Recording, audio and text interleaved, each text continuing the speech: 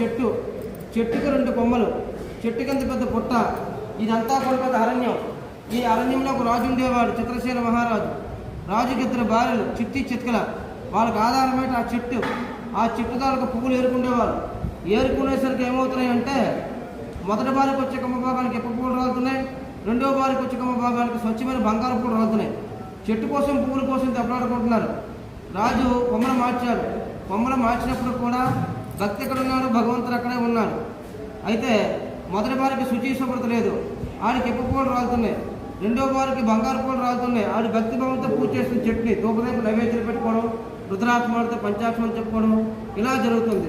ఒక చెట్టు 2 విధాలుగా పూస్తుంది. చెట్టు కోసం పువ్వుల కోసం దెబ్బలాడుకుంటున్నారు. అయితే ఒకరోజు రాజు ఇంటికి వచ్చేసి తన 2 భార్యలు కూడా వారుగా చెట్టు పట్టుకుని దెబ్బలాడుకుంటున్నారు. రాజు చూశాడు, ఏమిటి బాధ, ఏమిటి కర్మ, ఒక భర్తకి 2 భార్యలు మన బతికే బహిరంగం.